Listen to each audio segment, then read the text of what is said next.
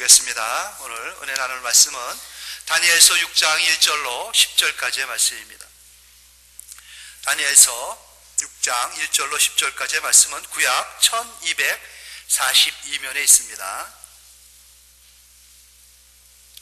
다니엘 6장 1절로 10절 한 절씩 교독합니다. 제가 먼저 시작하겠습니다. 다리오가 자기의 뜻대로 고관 120명을 세워 전국을 통치하게 하고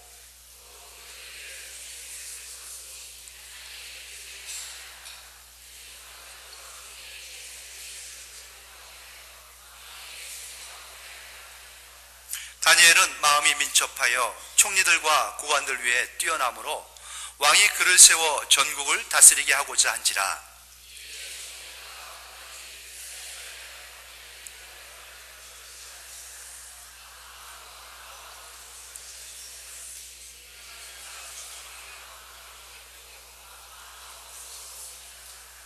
그들이 이르되 이 다니엘은 그 하나님의 율법에서 근거를 찾지 못하면 그를 고발할 수 없으리라 하고,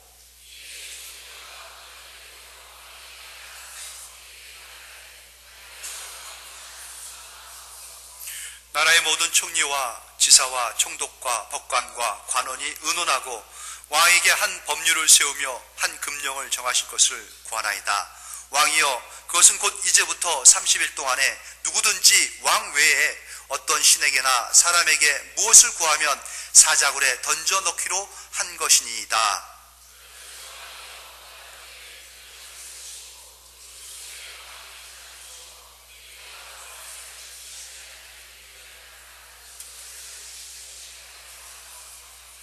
이에 다리오 왕이 주소에 왕의 도장을 찍어 금령을 내리라.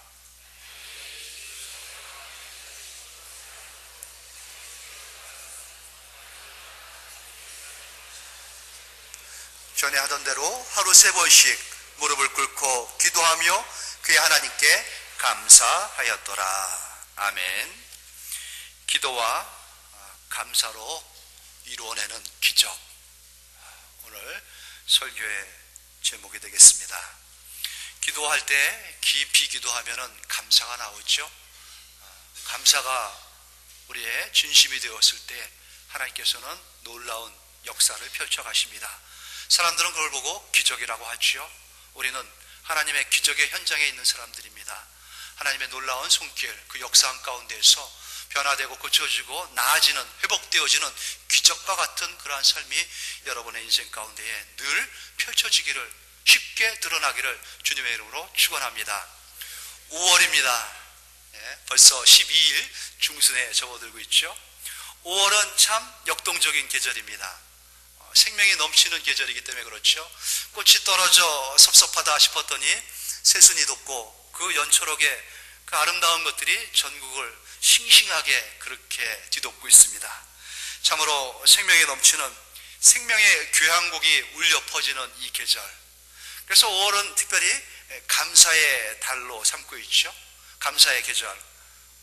감사의 날들이 얼마나 많은지요. 지난주에 우리 어린이날을 보냈습니다. 사랑스러운 자녀 주심이 감사합니다 라고 하나님 앞에 특별히 감사하는 마음을 갖는 날 아니었겠습니까? 이 생명들, 이 귀한 것들 하나님께서 우리 가정에, 저에게 믿고 맡겨주셔서 감사합니다. 그래서 특별히 자녀들이 잘 되고 특별하고 유별나서가 아니라 있는 그들의 모습이 귀하고 아름다워서 감사하는 것이죠. 그 감사를 회복하는 그러한 날을 맞이했습니다. 또 어버이 주일도 있었습니다. 하나님 감사합니다. 이 귀한 엄마, 아빠, 어머니, 아버님, 우리 가정에 또 저를 낳아주시고 키워주게 해주셔서 너무 감사합니다. 새삼스러울 건 없지만 특별히 그날에 감사한 마음이 더 넘쳤어요. 그래서 맛있는 것도 좀 사드리고 싶었고 좋은 것도 좀 해드리고 싶었는데 물론 마음뿐이었던 자녀들도 많이 있었습니다. 그래도 괜찮죠. 그 마음을 전했으니까. 언제부턴가 저도 마음만 받았습니다. 좀 기대하는 바도 있었는데 아주 어렸을 때에는 감사로 편지를 쓸 줄 알았어요. 제 엄마가 되어주셔서 감사합니다. 그보다 더 귀한 표현이 어디 있습니까? 저의 아빠가 되어줘서 아빠 고맙습니다. 철들더니만 그 말도 안 합니다. 이제 쏙 들어가 버렸어요. 뭐 어디를 들여본 것이십니까?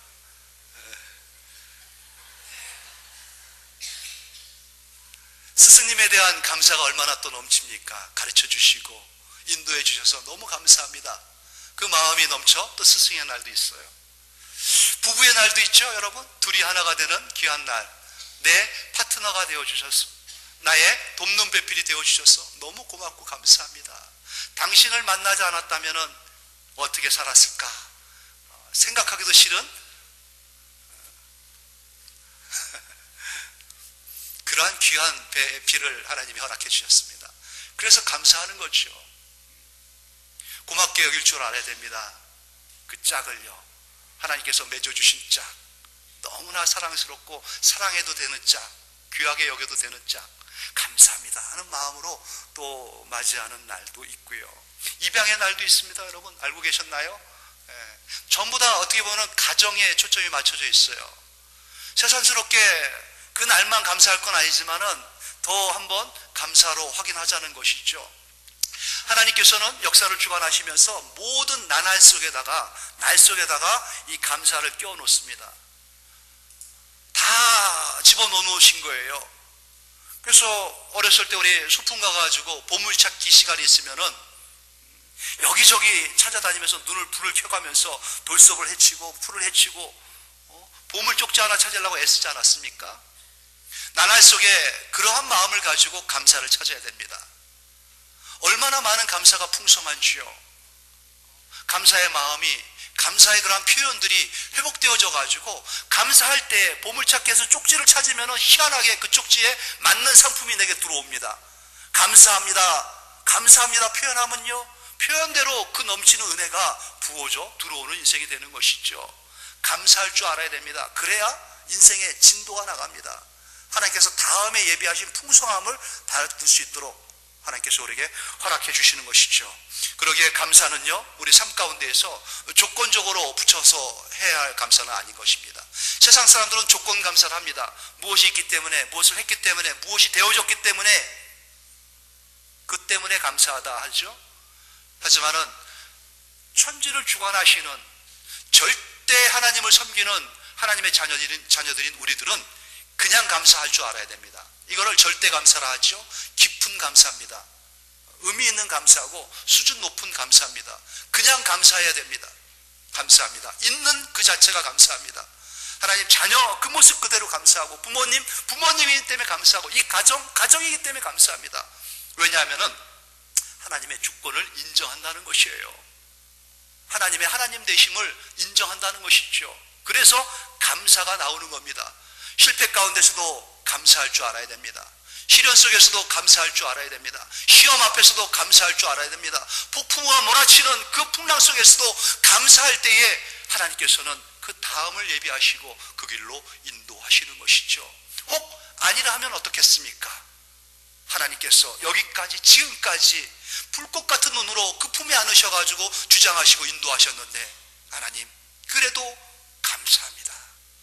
그 고백이 나올 때에 하나님께서는 기쁨으로 우리를 받아주시고 바라보시는 것이죠. 날 때에 의사의 실수로 출산하면서 집게로 잘못 집어가지고 소뇌를 다치면서 나온 소녀가 하나 있습니다. 참으로 그러기에 그는 출생할 때부터 중증 뇌성마비를 앓고 나온 겁니다. 뇌성마비를 환자를 보신 적이 있는지요? 몸이 뒤틀립니다. 자기 마음대로 몸을 못 가릅니다. 말도 하고 싶은 말이 안 나오고, 새 나오는 말, 이상한 울부짖음 같은 게 나옵니다. 걸을 때에도 자기가 걷고 싶은 걸음을 걷지 못하고요, 온몸이 사지가 뒤틀려가지고, 뒤틀린 마음, 그 몸 가지고 말이 나오고, 그러한 행동들이 나오는 것이죠. 하지만 그의 의식은 똑같습니다. 그의 생각, 그의 사고체계는요, 희노애락이 정상이라고 같아요. 거의 표현이 그렇게 나올 뿐입니다. 어린 소녀가 그렇게 태어났습니다. 삶을 저주하고, 인생을 저주하고, 운명을 저주합니다. 왜 나를 이따위로 나가지고 유산도 안 시키고, 혹 잘못 태어났으면 그때 끝내지, 왜 나를 이렇게까지 만들어 놓으셨습니까? 그 소년이 삐뚤어진 마음, 삐뚤어진 몸에 삐뚤어진 마음까지, 그러면서 나날들을 저주하면서 부모를 원망하고 불평합니다. 부르짖듯이 날마다의 삶이 짐승과 같은 어둠의 그러한 삶을 살아갔던 소녀였죠. 부모는 할 게 없었습니다. 그를 들쳐업고 교회 나와서 기도할 뿐이었죠. 매달리고 또 매달리고, 그래도 그는 계속해서 거부하고 완고하게 배척을 했죠. 죽고 싶다 그 생각밖에 그에게는 안 들었던 것입니다. 그러다가 16세가 되었을 때 1979년도에 그는 주님을 만납니다.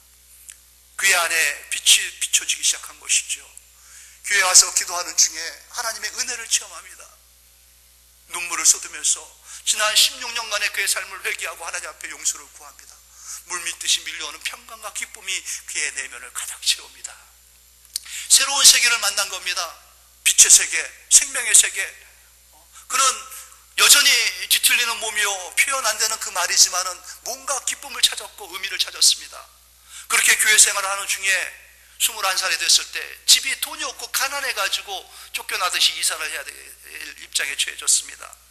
그러니 그 은혜 받았던 교회를 떠나야 된다는 그 슬픔이 얼마나 크게 와닿는지, 그리고 자기를 대해줬던 그 좋은 친구들, 교회 친구들을 이제 헤어져야 된다는 그 아픔이 너무 컸던 것이죠.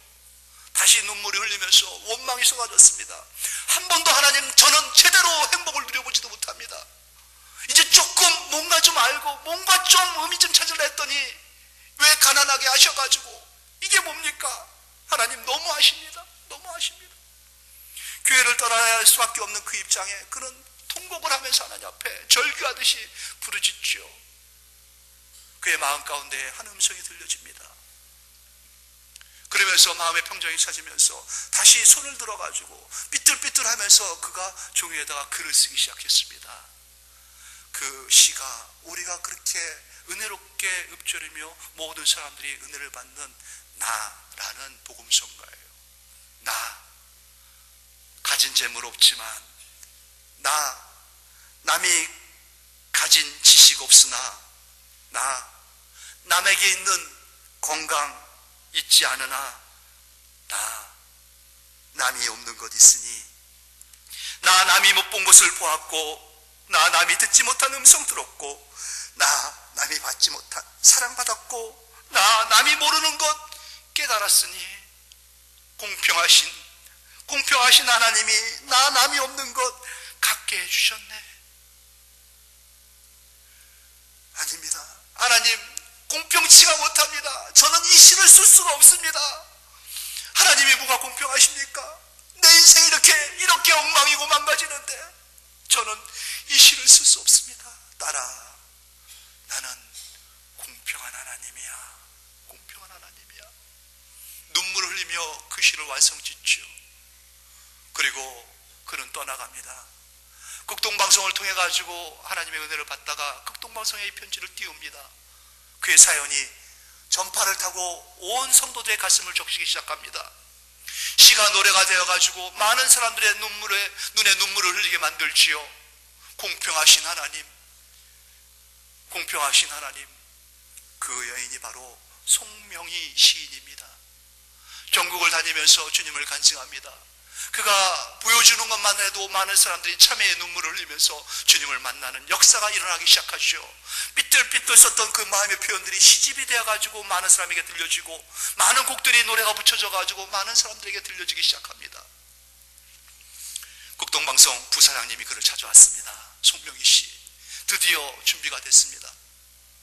그를 미국으로 데려가가지고 미국 그 의료진을 통해가지고 수술을 받을 수 있게끔 절차를 준비해 놓은 것이죠. 허락을 맡으려 할 때에 송명희 그 시인이 하나님 앞에 기도하며 눈물을 흘리면서 아닙니다. 저는 이대로 좋습니다. 그냥 이렇게 하나님 앞에 받은 그대로의 삶을 살겠습니다. 더 힘든 사람을 위해서 써주십시오. 그 말을 들은 부사장이 눈물을 흘리면서 송명희 씨를 부둥켜 안고 그의 엄마와 함께 통곡을 하면서 눈물로 쓴 그 간증이 이 부사장의 간증인 것입니다. 그렇게 하나님께서 역사하신 거예요. 나 가진 것도 없지만은 공평하신 하나님께서 내게 은혜를 주셨다는 그 마음이, 그 표현이 그에게 드러난 것이죠. 감사하는 마음이 이 여인에게 있을 때에 힘들지만, 지금도 사진은 비틀어지고 비척비척하면서 몸 하나 못 가르지만은 그의 마음속에는 평강과 기쁨이, 하나님을 향하는 넘치는 은혜의 감사함이 풍성히 드러나서 더 힘들고 지치고 아파하는 자들에게 큰 위로가 되고 있는 것 아니겠습니까? 하나님의 은혜를 받았던, 앞서 또 풍성한 은혜를 받았던 선지자 하박국의 고백과 같습니다. 하박국 선지자가 이렇게 하나님의 은혜를 고백하며 하나님 앞에, 또 우리들 앞에 하나님의 아름다운 은혜를 찬양하지 않습니까? 비록 무화과 나무가 무성하지 못하며 포도나무에 열매가 없으며 감람나무에 소출이 없으며 밭에 먹을 것이 없으며 우리의 양이 없으며 외양간에 소가 없을지라도 다 망한 인생입니다. 그런데 나는 여호와로 말미암아 즐거워하며 나의 구원의 하나님으로 말미암아 기뻐하리로다. 하나님 한 분이면 족합니다. 예수 그리스도 그 이름만 부를 수 있다면, 주님을 향한 믿음과 주님을 향한 예배만 내 인생에 있다면 저는 만족합니다. 괜찮습니다. 이 깊은 감사의 고백 귀하게 보시는 것이죠. 오늘 다니엘도 마찬가지입니다. 우리가 잘 알고 있는 인물 아니겠습니까? 다니엘. 오늘 본문 6장에서 소개되는 다니엘은 벌써 오랜 경랑의 세월을 보내고 나이가 80이 넘어간 그때입니다. 여전히 그는 지혜롭고 총명했습니다. 80이 넘어가도 그는 높은 고위 관직의 자리에 앉아있는 인물이었죠. 그의 인생 파란만장한 인생이었습니다. 어렸을 때 그는 조국이 전쟁에서 패하는 것을 보게 되고요, 패배의 국가에 포로가 되어가지고 볼모가 되어가지고 이방 땅 낯선 바벨론까지 끌려온 그러한 참으로 비참한 삶을 시작한 인생이었습니다. 10대 때에 그는 그렇게 이방 땅에서 청소년이기를 보내게 되죠. 그러고 나서 중년, 장년 다 세월이 그 이방 땅에서 흘러가는 겁니다. 세월 속에 얼마나 많은 변화가 있었는지요. 어렸을 때 그 싸웠던 그 나라가, 우리 조국이 드디어 패전국이 돼가지고 멸망했다는 그 망한 소식을 듣습니다. 나라가 망해져 버린 겁니다. 사랑하는 성전이 해파되어지고 없어져 버린 겁니다. 왕은 죽고요, 주권을 잃어버린 나라가 된 것이죠. 그 나라에서 그러면서도 자기 나라를 지배했던, 패배시켰던 그 나라 바벨론이 또 메대와 바사의 나라에 의해 가지고 멸망하는 걸 보게 됩니다. 왕조가 바뀌고 왕이 바뀌고 법령이 바뀌고 모든 것들이 변화되고 요동치는 그 세월의 한 현장에서, 중심에서 그는 변하지 아니하는, 변치 아니하는 한 분 하나님을 섬기면서 여기까지 온 것이죠. 왕조가 바뀌어도, 왕이 바뀌어도 그는 여전히 하나님을 바라보면서 하나님의 은혜 가운데서 그 자리를 꿋꿋이 지키고 왔었던 인물이었습니다. 그러기에 그는 오늘 다리오, 이 메대의 새로운 왕조를 시작한 왕이 세계를, 자기의 그 지배하고 있는 나라를 새롭게 행정을 개편하고 관리들을 세우고 새로운 인물들을 등용할 때 여전히 중용해 되는 그러한 은혜를 받게 됩니다. 다리오가 1절에 보니까 자기의 뜻대로 고관 120명을 세워 전국을 통치하게 했다 하죠. 새롭게 편성을 한 겁니다. 그 넓은 제국을 120명의 아주 출중한 자들로 세워가지고 다스리게 합니다. 그리고 2절에 보니 그들 위에 총리 셋을 두었으니 3명의 총리가 또 그 120명의 관리들을 다스리게 했습니다.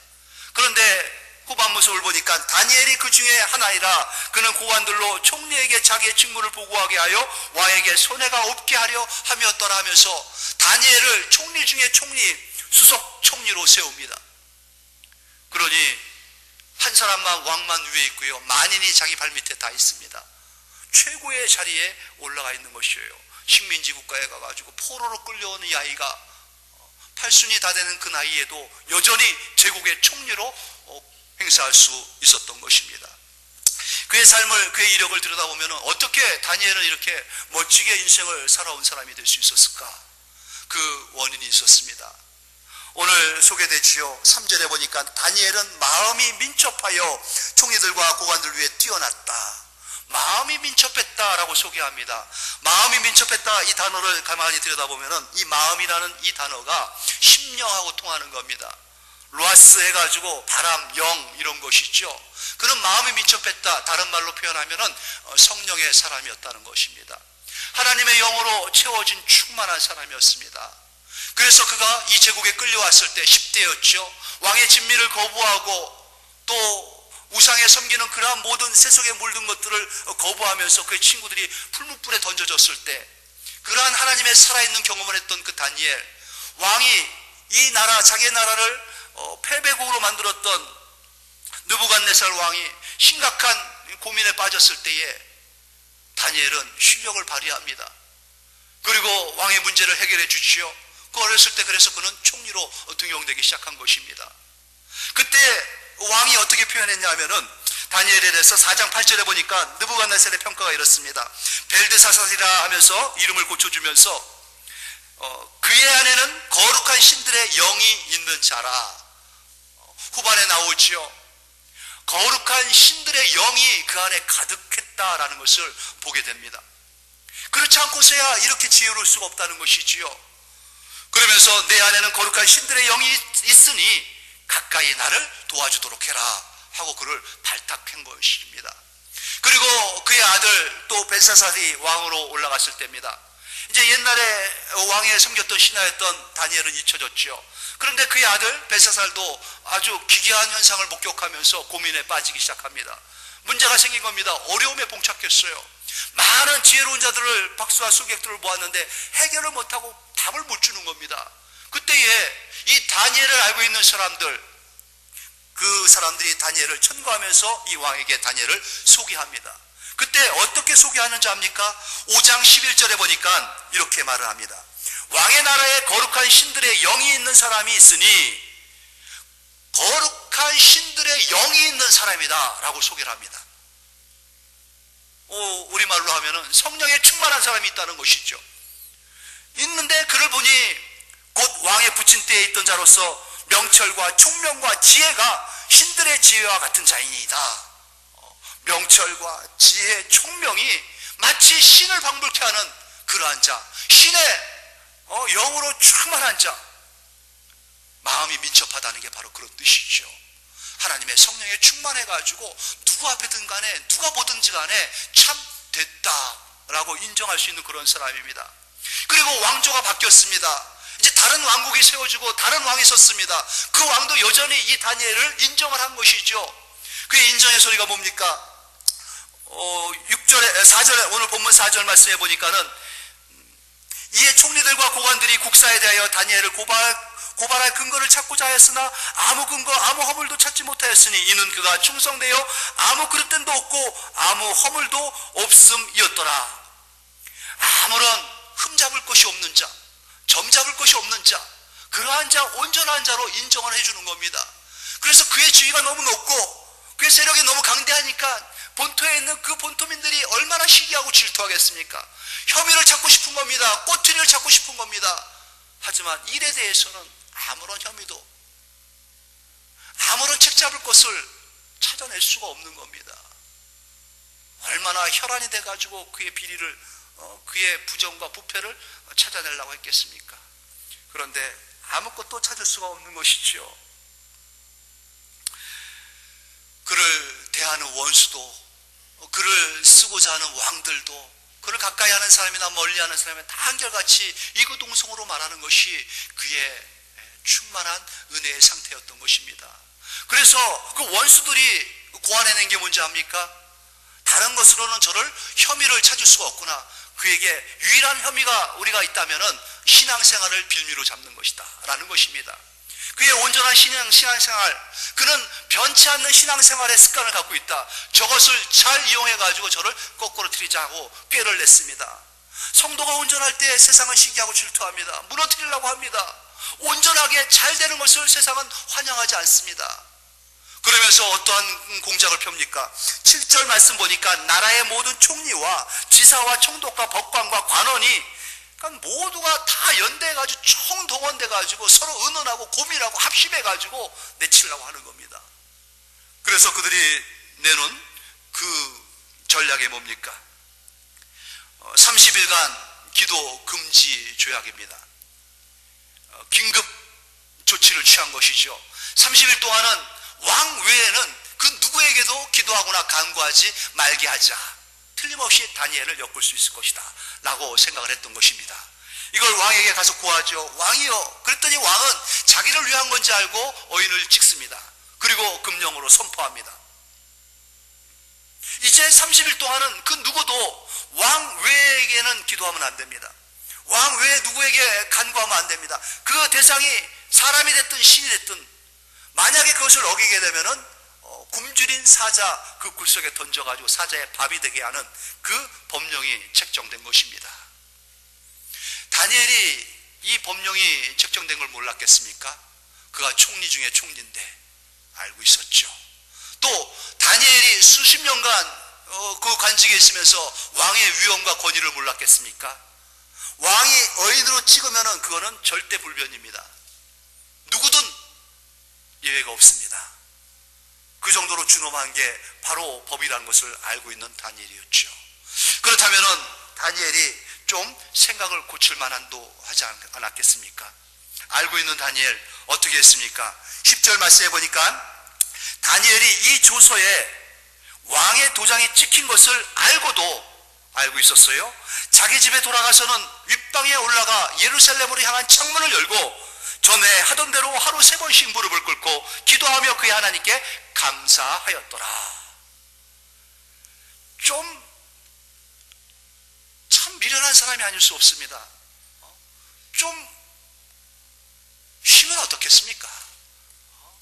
80여 년 동안 한결같이 기도했으면 이제 조금 요 기간만큼은 좀 쉬자.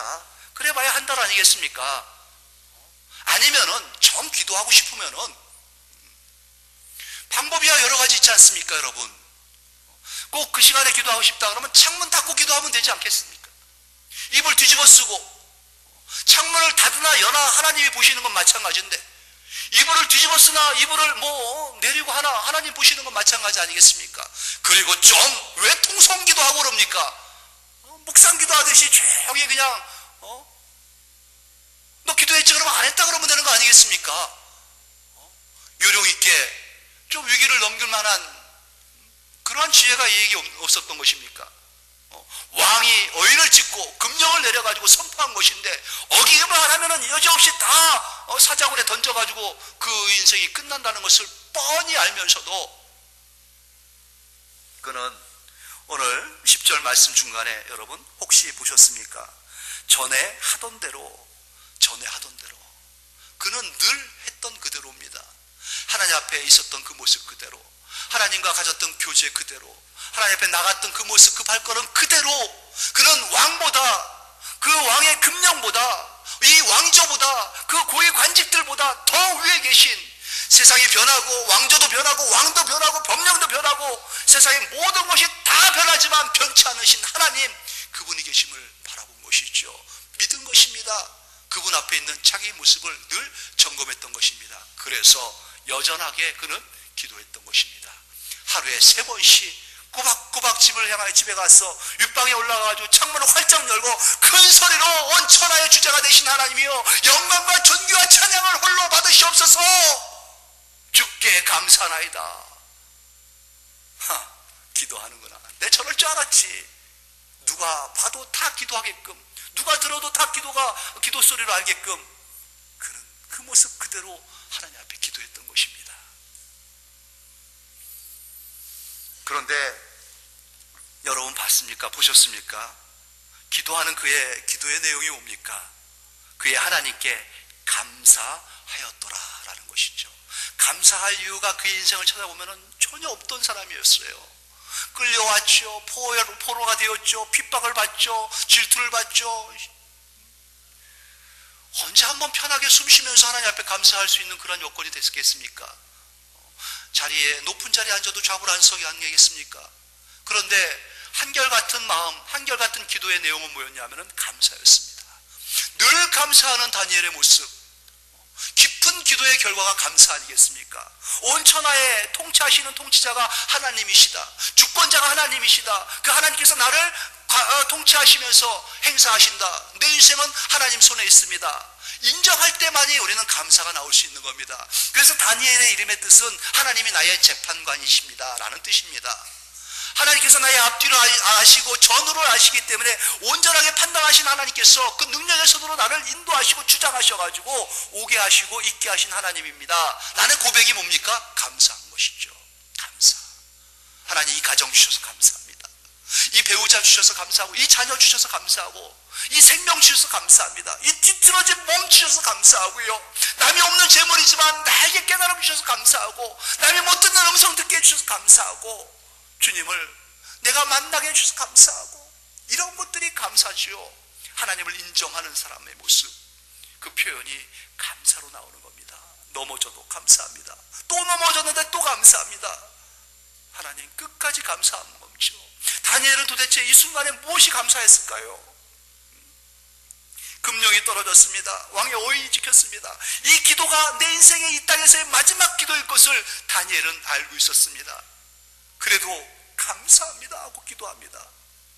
무엇이 감사한가요? 하나님, 주의 이름을 부르다가 의를 위하여 핍박을 받고 능력을 받는 것, 주님, 순교자의 반열에 나를 세워주시고 주의 이름 때문에 이 땅에서의 마지막 숨을 거둘 수 있는 이유가 되게 해주신 것 감사합니다. 순교자의 반열에 세워주심이 감사합니다. 그 기도가 다니엘에게 나왔지 않았겠습니까? 드디어 고발됩니다. 그를 고해하지요. 왕은 이 법령을 어길 수가 없기 때문에 다니엘을 아끼고 사랑하지만 자기의 법 때문에 다니엘을 굴속에 집어넣을 수밖에 없었습니다. 안타까워하는 그 왕의 그 모습이 어디에 나와 있습니까? 다니엘에게 굴에 집어넣으면서 눈물을 흘리면서 다니엘아, 다니엘아, 너의 섬기는 너의 하나님께서 너를 구원해 주실 거야 하면서 사자굴에 집어넣습니다. 역시 하나님께서는 그의 사자를 보내가지고 굶주린 사자의 입을 봉해버렸죠. 다니엘 평생에 가장 아늑한 잠을 그 안에서 잤습니다. 사자들의 그 푹신한 그 사자털 위에 머리를 베개를 베고 사자가 지켜줍니다. 어떠한 짐승, 어떠한 사람들이 얼씬거릴 수 있겠습니까? 편안한 잠을 자죠. 다음날 아침에 왕이 쫓아와서 묻습니다. 그가 물어본 것은 기대를 해서 물어봤겠습니까? 울면서 왕이 아끼는 신하가 죽었으니까 다니엘아, 다니엘아, 너의 섬기는 너의 하나님께서 너를 살려두셨느냐? 다니엘아, 대답 좀 해봐라. 굴에서 소리가 들립니다. 왕이여 안심하시옵소서, 만수무강하시옵소서. 하나님께서 사자를 보내가지고 이 사자들의 입을 봉했습니다. 왕이 깜짝 놀랍니다. 하나님의 하나님 되심이 기도하며 감사하는 이 다니엘을 통해 가지고 기적으로 드러난 겁니다. 우리가 봤을 땐 기적이지요. 놀라운 일입니다. 하나님에게는 일상입니다. 아무것도 아닌 것입니다. 기도하며 감사하는 자는요, 하나님의 기적이, 사람들의 기적이 우리들에게는 일상으로 표현돼 나타납니다. 그냥 우리의 삶이 돼버린 겁니다. 사람이 변화됩니다. 고쳐집니다. 회복되어집니다. 인생이 완전 180도 딴 인생으로 돌변해버리는 것. 와, 기적이 일어났다? 아니요. 공평하신 하나님의 은혜의 손 안에서 우리는 그냥 때가 되면 절로 맺는 열매일 뿐입니다. 놀란 이 왕이 어떻게 고백합니까? 왕의 이 다니엘을 통하여 고백하는 그 고백이 참으로 우리의 고백이 되어야 될 것이고요, 우리의 신앙의 또한 외침이 되어야 할 것입니다. 우리 왕의 고백을 우리의 고백 삼아가지고 26절, 27절 같이 한번 읽어가면서 설교를 마치겠습니다. 26절, 27절입니다. 한 목소리로 읽습니다. 시작.